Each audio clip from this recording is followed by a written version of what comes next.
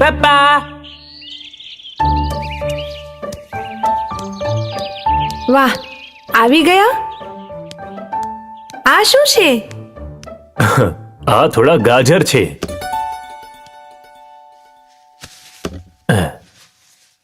અરે વાહ, ગાજર! મમ્મી ગાજર આપો ને.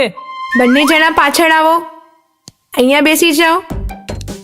અરે, એને લેતા નહીં. હું એમાંથી કંઈ બનાવી આપું છું. મમ્મી, મને ગાજરનો હલવો ખાવો છે. મમ્મી, મને જ્યુસ પીવો છે. તમને બંનેને શું જોઈએ?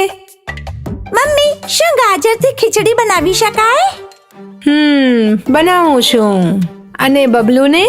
મને ગાજરની ખીર જોઈએ છે. બોલો, તમને શું જોઈએ? ઓહ, મારા માટે સલાડ જ બસ. સારી વાત છે. જુઓ, એક વાત કહી દઉં છું.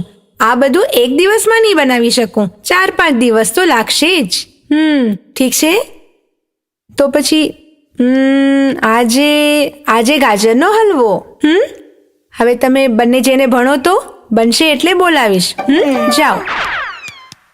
અચ્છા, તો હલવા માટે 2 ગાજર, જ્યુસ માટે 3, ખીચડી માટે 1, એના માટે મોટું ગાજર, ખીર માટે 2, સલાડ માટે 1, અને હવે આ બધું બનાવવા માટે મને 1 ગાજર જોશે. હવે બોલો, કેટલા ગાજર થયા?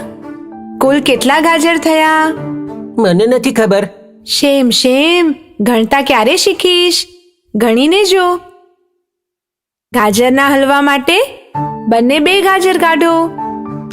1, 2. મને હલવો નથી જોઈતો. ખીચડી માટે 1 ગાજર કાઢીને રાખો. હવે કેટલા ગાજર થયા? 1, 2, 3. 2 ને 1 નો સરવાળો 3. કાલે આપણે જ્યુસ બનાવશું. જ્યુસ માટે 2 ગાજર જોશે. આ રહ્યા 2 ગાજર. 2 ને 3 કેટલા થયા? 3, 4, 5, 5. હવે જો મમ્મી જ્યુસ અને હલવો બનાવે તો કેટલા ગાજર થશે? જ્યુસ માટે 2. હલવા માટે 2. 1, 2, 3, 4. 2 અને 2 4 ગાજર જોઈશે. એકદમ બરાબર કહ્યું. જો આપણે ખીચડી પણ બનાવીએ તો 4 અને 1 5. બરાબર ને પપ્પા? શાબાશ. ખીર બનાવવા માટે 2 ગાજર જોશે. તો હવે કેટલા ગાજર જોશે? ચાલો હવે ગણી જુઓ. 6, 7, 7. મને સલાડ જોઈએ છે.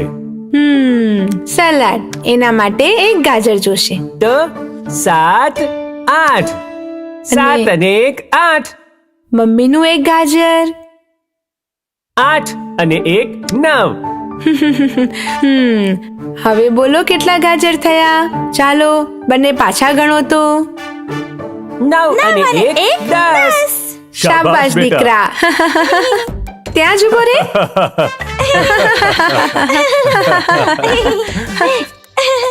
1, 2, 3, 4, 5, 6, 7, 8, 9,